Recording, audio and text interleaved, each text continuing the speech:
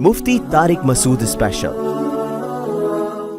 बग़ैर दाढ़ी वाले इमाम के पीछे तरावी पढ़ना। रमज़ान में बग़ैर दाढ़ी वाले हुफ़ाज़ कराम तरावी पढ़ाते हैं, इनके पीछे जमात का क्या हुक्म है? भाई दाढ़ी वाले को तरजीह देना चाहिए। आजकल ये बहुत बड़ा रिवाज, बहुत बुरा रिवाज फैल गया है कि दाढ़ी कटाना तो कबीरा गुनाह है। कम से कम इमामत के मुसल्ले पर जो इतनी मुक़द्दस जगह है वहाँ तो ऐसे शख्स को खड़ा करना चाहिए ना जो कबीरा गुनाह का इर्तिकाब ना करता हो।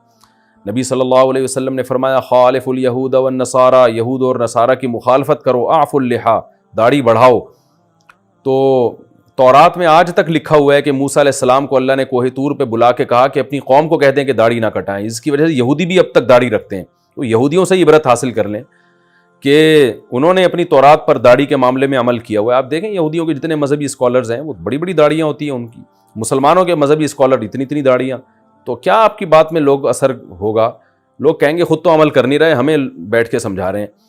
तो और फिर हमारे यहाँ एक बड़ा अजाब ये आ गया कि मजहबी स्कॉलर जो दाढ़ियाँ काट रहे हैं ना, एक तो जुर्म, ऊपर से उसकी तौजीह भी।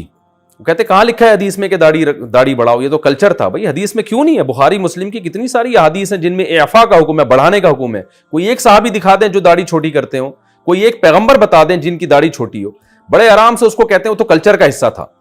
वाह भाई वाह, आपसे एक काम हो नहीं रहा, आप एक सोसाइटी से मुतासिर हो गए, आप मॉडर्न बनने की कोशिश कर रहे हैं, आप जरा लिबरलिज्म की तरफ जा रहे हैं, तो अपने गुनाह को आपने कैसे बेहतरीन तरीके से आपने उस पर पर्दा डाला है और उसको कैसे अच्छी आपने एक जनाब वो एक लेबल लगा दिया कि जी नबी सल्लल्लाहु अलैहि वसल्लम ने तो कल्चर की वजह से हुक्म दिया है। तो कल्चर की वजह से पैगंबर किसी बात के ऑर्डर कल्चर की वजह से देने के लिए नहीं आते।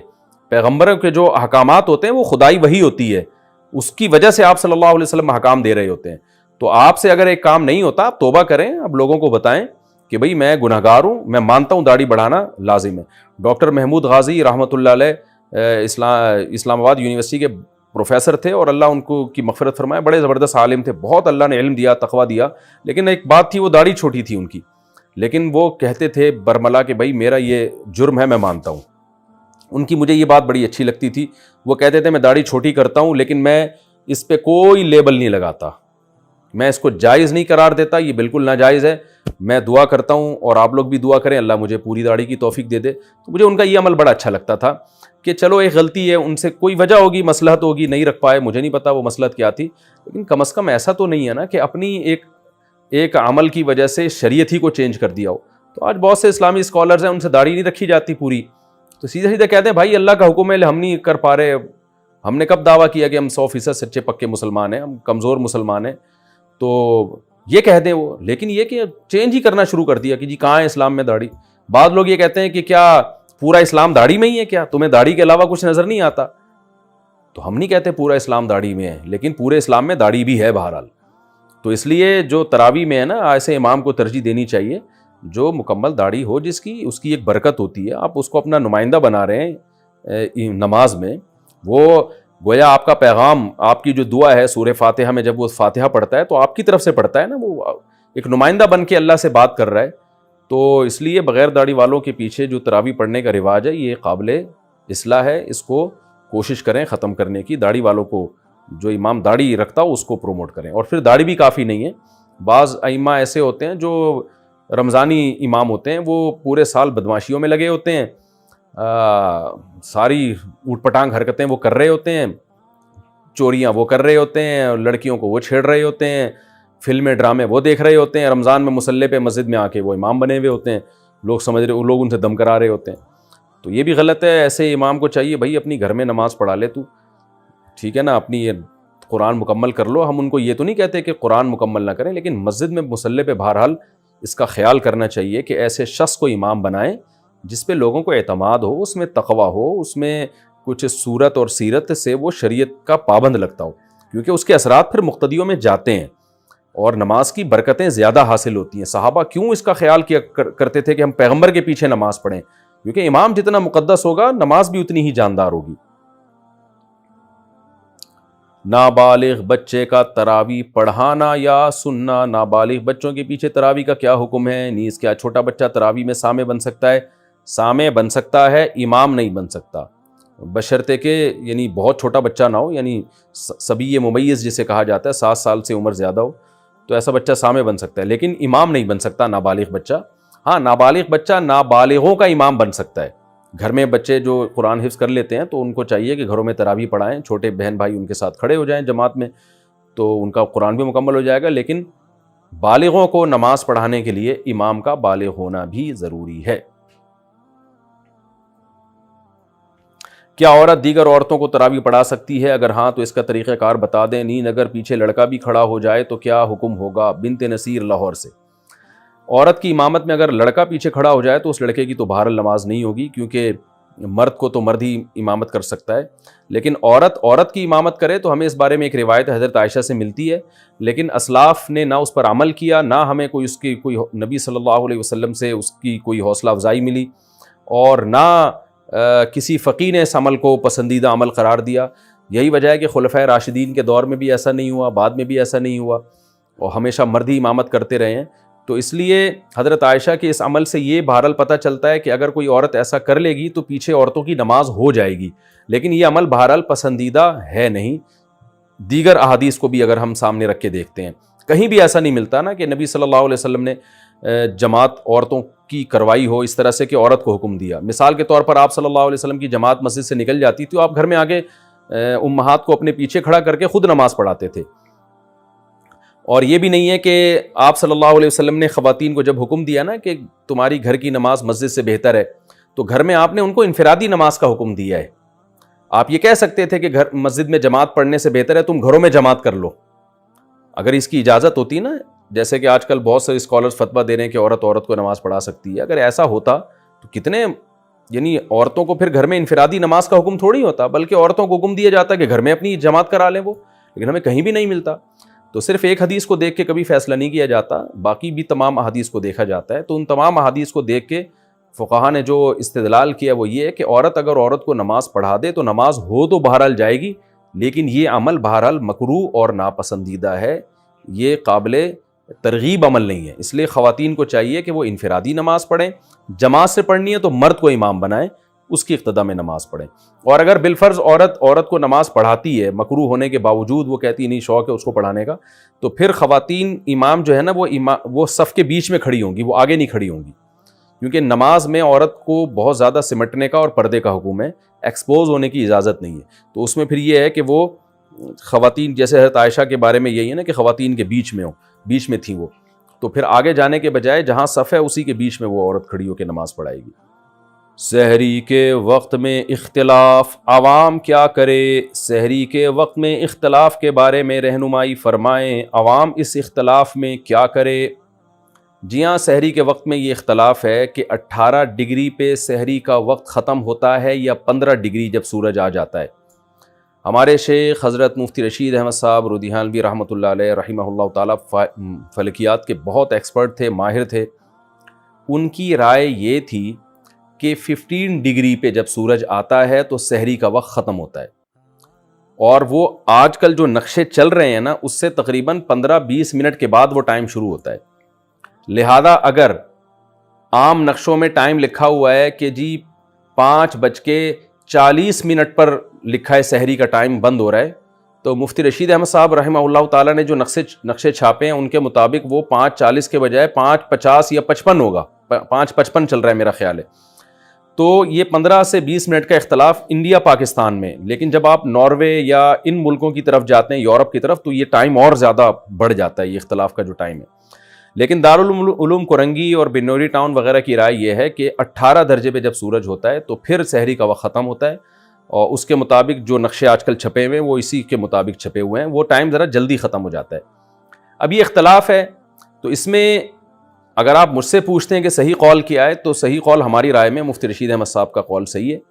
وجہ اس کی یہ کہ وہ مشاہدے پر مبنی ہے. آپ نیوٹرل ہو کے اگر مشاہدہ کریں, یعنی نقشوں کو دائیں طرف رکھیں آپ, اور کسی سے کچھ بھی نہ سنیں آپ, کیونکہ آپ کسی کو ساتھ لے کے جائیں گے نا تو وہ پھر آپ کو نیوٹرل رہنے نہیں دے گا. کسی بھی قول والے کو لے جائیں گے وہ نیوٹرل نہیں رہنے دے گا آپ کو.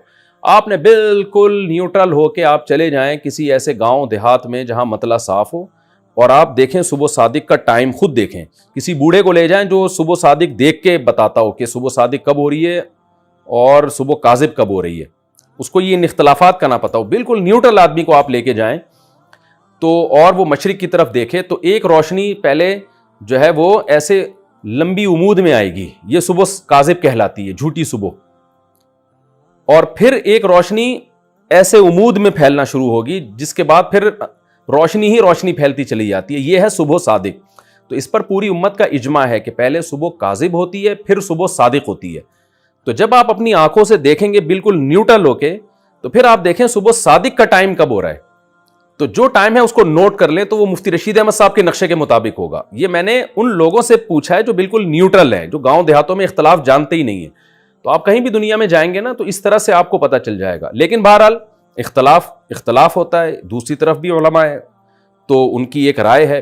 تو جس آدمی میں تحقیق کی صلاحیت ہو, اس مسئلے میں تحقیق کر سکتا ہو, اور تحقیق ایسے ہی کرے گا کہ وہ نقشوں کو ایک طرف رکھے, جا کے مشاہدہ کرے, تو وہ تو مشاہدے پر عمل کرے اپنے. اور جس میں تحقیق کی صلاحیت نہیں ہے, تو ایک عامی آدمی پھر یہی کرتا ہے کہ بھائی جس طرف جمہور علماء ہیں ان کی رائے پر عمل کر لے, اور احتیاط والی رائے پر. احتیاط والی رائے یہ ہے کہ آپ سحری تو کر لیں دارالعلوم کورنگی کے نقشے کے مطابق, سحری یعنی جلدی روزہ بند کر لیں آپ, اور فجر کی نماز آپ مفتی رشید احمد صاحب رحمۃ اللہ علیہ کا جو نقشہ ہے اس کے مطابق پڑھیں, یعنی 15 منٹ لیٹ پڑھیں آپ. تو اس میں آپ کی فجر کی نماز بھی بالاتفاق صحیح ہو جائے گی سب علماء کے نزدیک, اور روزہ بھی آپ کا سب علماء کے نزدیک ٹھیک ہو جائے گا. تو یہ احتیاط والی رائے پر عوام عمل کرے. عوام کو ہم یہی مشورہ دیتے ہیں.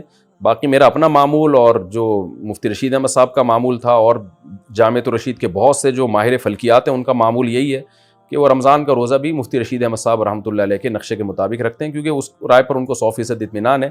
لیکن بہرحال اختلافی مسئلوں میں انسان اپنی رائے مسلط نہیں کر سکتا, اور خاص طور پر عوام میں. تو میرا یہ معمول گھر کے اندر تو ہے, لیکن میں پبلک پلیسز میں مفتی رشید احمد صاحب کی رائے پر عمل نہیں کرتا. پبلک پلیسز میں کہیں بیٹھے ہوں یا کہیں رشتہ دار آئے ہوں, مہمان ہوں, تو پھر جس ٹائم پہ سب سحری بند کر رہے ہیں ہم بھی اسی ٹائم پہ بند کرتے ہیں, تاکہ خام خامے کوئی جھگڑا نہ ہو, کوئی لوگوں کو اشکالات نہ ہو. ایسا نہ ہو کہ میں دیر تک کھا رہا ہوں تو لوگ پوچھیں مفتی صاحب سحری کا وقت ختم ہو گیا, ابھی آپ 15 منٹ بعد کس خوشی میں کھا رہے ہو, ان کو کون سمجھائے گا. تو ایک لوگوں میں ایک کنفیوژن پیدا ہوتی ہے, اختلاف پیدا ہوتا ہے, جھگڑے پیدا ہوتے ہیں. ایسا کام نہیں کرنا چاہیے جس سے لوگوں میں ایک اختلاف پیدا ہو. تو اس وقت ہم اپنی رائے چھوڑ دیتے ہیں, ہم کہتے ہیں کوئی بات نہیں, کوئی دیر تک کھانا فرض تو ہے نہیں. تو میں اعتکاف میں بھی کبھی بیٹھا ہوں, تو جس ٹائم پہ سارے اعتکاف والے جو دارالعلوم کورنگی کی رائے پر عمل کر رہے ہوتے ہیں تو ہم بھی اسی رائے پر عمل کرتے ہیں. البتہ نماز میں جلدی نہیں پڑھتا, اگر وہ پہلے ہو رہی ہے تو میں اپنی نماز میں بہرحال بعد نہیں پڑھتا ہوں, کیونکہ اس میں بہرحال احتیاط کا تقاضا یہی ہے کہ وہ دیر سے پڑھی جائے, تاکہ بالاتفاق نماز ہماری صحیح ہو جائے.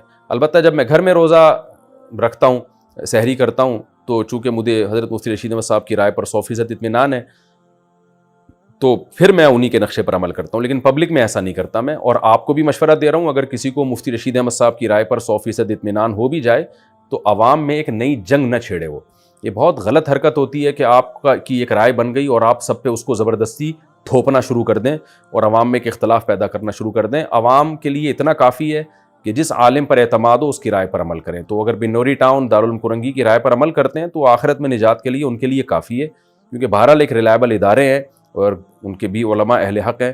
تو اختلافی مسائل میں یہی ہے. اور بھی دیکھیں نا, امام شافعی کا کسی مسئلے میں اختلاف, امام حنیفہ ایک طرف, امام شافعی ایک طرف. تو جو ان اختلافی مسائل میں کرتے ہیں یہاں بھی وہی کر لینا چاہیے کہ آپ کو جس رائے پر اعتماد و عمل کریں, دوسرے پر نکیر نہ کریں, آپ اس کو برا بلا نہ کہیں. تو سب سے بہتر عوام کے لیے احتیاط والی رائے ہے کہ سحری دارالعلوم کورنگی کے نقشے کے مطابق بند کریں اور نماز مفتی رشید احمد صاحب رحمۃ اللہ علیہ کے نقشے کے مطابق پڑھیں. اچھا, یہ مفتی رشید احمد صاحب رحمہ اللہ کی جو رائے ہے یہ ان کی اکیلے کی نہیں ہے, دنیا میں اور بڑے بڑے ماہر فلکیات ہیں جو اسی رائے کے قائل ہیں. اور موبائل میں اپلیکیشن میں بھی ایسا ہے کہ آپ جب نارتھ امریکہ کے ادارے کی جو تحقیق ہے صبح صادق کی, وہ جب اپنے موبائل میں ڈاؤن لوڈ کریں گے تو وہ مفتی رشید احمد صاحب رحمۃ اللہ علیہ کی رائے والی رائے ہی کو وہاں کے سائنٹسٹ فالو کرتے ہیں. کراچی یونیورسٹی میں بھی بہت سے ایسے سائنٹسٹ ہیں جو فلکیات کے ماہر ہیں, وہ بھی مفتی رشید احمد صاحب رحمۃ اللہ علیہ کی رائے کو اس بارے میں صحیح قرار دیتے ہیں. بہرحال اختلاف ہے تو احتیاط پر عمل کریں, زیادہ بہتر ہے. حالت جنابت میں روزے کا حکم, کیا حالت جنابت میں روزہ ہو جاتا ہے؟ جی ہاں, حالت جنابت کا روزے سے کوئی تعلق نہیں ہے, ہو جاتا ہے. البتہ نماز حالت جنابت میں نہیں ہوتی. بعض لڑکوں کو احتلام ہو جاتا ہے تو صبح وہ بغیر غسل کے سحری کر لیتے ہیں تو پریشان ہوتے ہیں. تو کوئی بات نہیں, آپ بغیر غسل کے سحری کر لیں اور پھر نماز سے پہلے آپ غسل کر لیں. منہ میں غلطی سے پانی چلا گیا تو روزہ کیا ٹوٹ جائے گا؟ اگر غلطی سے منہ میں پانی چلا جائے تو روزہ ٹوٹ جائے گا, اور صرف قضا ہوگی یا کفارہ بھی ہوگا؟ ایک ہوتا ہے بھولے سے پانی پی لینا، تو بھولے سے پانی پینے سے تو روزہ بھی نہیں ٹوٹتا، کفارہ بھی نہیں ہوتا. ایک ہے غلطی سے پانی چلا جانا، یعنی آپ کو روزہ یاد تھا اور آپ نے منہ میں کلی کی اور غلطی سے منہ میں چلا گیا، وہ روک ہی نہیں سکے پانی، تو پھر روزہ ٹوٹ جائے گا آپ کا. ایسی کوئی حدیث ہمارے پاس نہیں ہے جس میں آتا ہے کہ غلطی سے پانی پینے سے بھی روزہ نہیں ٹوٹتا. بھولے سے ہے، غلطی کا نہیں ہے. تو غلطی سے چلا گیا تو یہ چونکہ آپ کی غفلت ہے لہذا روزہ ٹوٹ جائے گا، لیکن کفارہ نہیں ہوگا کیونکہ جان کر آپ نے نہیں کیا، صرف قضا ہوگی. روزہ نہیں رکھا تو صرف قضا اور کفارے کا حکم. اگر کوئی شخص جان بوجھ کر روزہ نہ رکھے تو بعد میں قضا کرے گا یا کفارہ بھی دے گا. اگر روزہ رکھا ہی نہیں ہے تو پھر صرف قضا کرے گا، کفارہ نہیں دے گا، اور بہت بڑا کبیرہ گناہ بھی ہوگا، مرتکب ہوگا گناہ کا. اور اگر توڑ دیا تو پھر کفارہ بھی ہے 60 روزوں کا. روزہ توڑنے کا کیا وبال ہے، جان بوجھ کر روزہ توڑنے کا رواج بڑھتا جا رہا ہے. اس بارے میں کچھ ارشاد فرما دیں. بہت بڑا جرم ہے رمضان کا روزہ چھوڑنا بھی اور توڑنا بھی. چھوڑ دیا تو قضا رکھنی پڑے گی اور گناہ بھی ہوگا، توبہ بھی کرنی پڑے گی. اور دیا تو کفارہ ہے. کفارہ کیا ہے؟ 60 روزے لگاتار رکھنے پڑیں گے. دسمبر جنوری میں رکھ لیں جب دن ٹھنڈے ہوتے ہیں، بیچ میں ایک دن کا بھی ناغہ ہو گیا چاہے بیماری سے ہوا ہو تو پھر دوبارہ سے 60 رکھنے پڑیں گے. البتہ عورت کو مینسز کی وجہ سے جو ناغہ ہوتا ہے وہ معاف ہے، تو ورنہ کنٹینیو 60 روزے آپ کو رکھنے پڑیں گے. اور جو بوڑھے لوگ ہوتے ہیں روزہ رکھنے کی طاقت ہی ختم ہو گئی ان میں، پھر وہ 60 غریبوں کو 2 ٹائم کا کھانا کھلائیں گے. جوان آدمی جو روزہ رکھ سکتا ہو اس کو 60 غریبوں کو کھانا کھلانے سے کفارہ ادا نہیں ہوگا، اس کو 60 روزے ہی رکھنے پڑیں گے. روزہ چھوڑنا کب جائز ہے؟ کن صورتوں میں روزہ چھوڑنا جائز ہے؟ صرف 2 صورتوں میں جائز ہے. بیمار ہونے کا خطرہ ہو یا آپ سفر میں ہوں. پریگننسی میں عورت روزہ نہیں چھوڑ سکتی الا یہ کہ بیماری کا خطرہ ہو. دودھ پلانے والی عورت روزہ نہیں چھوڑ سکتی الا یہ کہ اپنے یا بچے کے بیمار ہونے کا غالب گمان ہو. صرف وسوسہ کافی نہیں ہے، غالب گمان ہو. تو پھر روزہ، جیسے دودھ ہی پیدا نہیں ہو رہا ہے ایک عورت کا روزہ رکھ کے اور بچہ کو نقصان ہو رہا ہے پھر تو وہ مجبوراً روزہ چھوڑ سکتی ہے. لیکن نارملی ایسا ہوتا نہیں ہے. دودھ پلانے والی خواتین سے میں کہتا ہوں بھائی افطاری سے لے کے صبح سحری تک نان اسٹاپ آپ کھائیں تو سارا دن آپ فیڈ کرائیں. نارمل خواتین رکھتی ہیں ہمیشہ سے، مسلمان سوسائٹی میں روزے رکھتی ہیں. پریگننٹ خواتین بھی رکھتی ہیں، بلکہ پریگننسی میں تو خواتین سے کھایا ہی نہیں جا رہا ہوتا، ویسے بھی متلی آتی ہے ان کو، تو وہ بلا وجہ سستی میں روزے چھوڑ دیتی ہیں. بہرحال اگر بیمار ہونے کا خطرہ ہے یا واقعی دودھ اتنا کم ہو رہا ہے کہ بچہ بیمار ہو جائے گا یا اس کا پیٹ نہیں بھرے گا اور وہ بیماری کی طرف جائے گا تو پھر روزہ چھوڑا جا سکتا ہے. تو بیماری میں اور سفر میں. باقی کوئی عذر ایسا نہیں ہے جس میں روزہ چھوڑنے کی شریعت نے اجازت دی ہو. مزدور کو بھی روزہ رکھنا پڑے گا، اور آپ کا کل پیپر ہے تو بھی آپ کو روزہ رکھنا پڑے گا. مزدوروں کے لیے روزہ رکھنے کا حکم. کیا مزدور حضرات یا سخت محنت کش افراد روزہ چھوڑ سکتے ہیں؟ نہیں چھوڑ سکتے. مزدور کو بھی روزہ رکھنا پڑے گا، سخت محنت کش افراد کو بھی روزہ رکھنا پڑے گا، کیونکہ اللہ میاں نے روزے میں بیمار کو اور مسافر کو چھوٹ دی ہے. اب سوال پیدا ہوتا ہے شدید گرمی میں پھر مزدور کرے کیا؟ تو مزدور کوشش کرے نائٹ ڈیوٹی کرے، اور مالک کو بھی حکم ہے جو مزدوری کرواتے ہیں ان کو بھی چاہیے کہ مزدور کا خیال کریں، رمضان میں اس کو زیادہ بوجھ نہ دیں، رات کے وقت میں کام کروائیں، دن میں اس کو چھٹی دے دیں. اگر وہ نہیں کرتے تو بھی بہرحال روزہ رکھنے کی کرنا پڑے گا مزدور کو. خدا نہ خواستہ روزے کے دوران حالت بہت غیر ہو جاتی ہے، بے ہوش ہونے کا یا مرنے کا خطرہ ہو جاتا ہے یا بیمار ہونے کا خطرہ ہوتا ہے، پھر مزدور کو روزہ توڑنے کی اجازت ہوگی. تو توڑ دے، پھر ایسی صورت میں گناہ نہیں ہوگا، بعد میں قضا کر لے، لیکن چھوڑنا پھر بھی جائز نہیں ہے. تو روزانہ رکھے، اور جب خدا نہ خواستہ ایسی حالت خراب ہونا شروع ہو جائے، مرنے لگے، بے ہوش ہونے کا خطرہ ہو، تو پھر روزہ توڑ دے. لیکن بھوک اور پیاس کی شدت کی وجہ سے روزہ توڑنا یہ جائز نہیں ہے، کیونکہ روزہ تو نام ہی بھوک اور پیاس کی شدت کو برداشت کرنے کا ہے. کسی کو کم بھوک لگتی ہے، کسی کو زیادہ. کوئی ایئر کنڈیشن میں بیٹھ کے روزہ گزار دیتا ہے اسے تو لگتی ہی نہیں ہے، کوئی گرمی میں چل پھر کے گزارتا ہے اس کو بہت لگتی ہے. تو اللہ میاں نے اس میں کوئی فرق نہیں رکھا کہ بھوک کی شدت کم ہو یا زیادہ ہو، وہ بہرحال برداشت کرنی پڑے گی. ہاں بیماری کا خطرہ ہو، جیسے آپ نے روزہ رکھا، شوگر لیول اتنا گر گیا، آپ پیشنٹ ہیں کہ اب خدا نہ خواستہ بے ہوش ہونے کا یا مرنے کا خطرہ ہو گیا، تو فوراً توڑنا پڑے گا، بلکہ توڑنا واجب ہے ایسی صورت میں. تو ناقابل برداشت بھوک میں روزہ توڑنا. بعض لوگوں کو روزے کی حالت میں بھوک کی شدت سے معدے میں شدید درد ہو جاتا ہے یا بھوک ناقابل برداشت ہو جاتی ہے، ان کے لیے روزہ چھوڑنے یا توڑنے کا حکم بیان فرما دیں. نعیم شاکر ملتان سے. ناقابل برداشت بھی بھوک اگر ہو جائے تو بھی روزہ نہیں توڑ سکتے، بلکہ ہمت کر کے پورا کرنا پڑے گا، کیونکہ پیاس اور بھوک میں برداشت ہے کے قابل ہے یا نہیں ہے، یہ کوئی اللہ نے فرق نہیں رکھا. تو روزہ نام ہے کھانے پینے سے ایوائڈ کرنے کا، تو چاہے وہ برداشت ہو رہی ہو یا برداشت نہیں ہو رہی ہو. ہاں البتہ بیماری کا خطرہ ہو یا جان جانے کا خطرہ ہو یا بے ہوش ہونے کا خطرہ، کیونکہ بے ہوشی بھی ایک بیماری ہے، تو اس صورت میں روزہ توڑ سکتے ہیں. اب کسی کے معدے میں شدید درد ہو رہا ہے شدید بھوک کی وجہ سے، تو یہ ایک بیماری ہے، کیونکہ نارمل ایسا ہوتا نہیں ہے. کتنی بھی بھوک لگی ہو آپ کو، 24 گھنٹے بھی بھوکے نا، آپ کے پیٹ میں درد نہیں ہوتا. لیکن بعض دفعہ کوئی بیماری ہے، جیسے کسی کو السر ہے یا اور کوئی بیماری ہے جس کی وجہ سے بھوکا رہنے سے پیٹ میں شدید درد ہو رہا ہے، تو درد ایک بیماری ہے، بیماری میں روزہ توڑا جا سکتا ہے تو اس درد کو ختم کرنے کے لیے. لیکن ناقابل برداشت بھوک یا پیاس لگی ہے تو پھر روزہ نہیں توڑ سکتے. توڑ دیا تو 60 روزوں کا کفارہ ہے.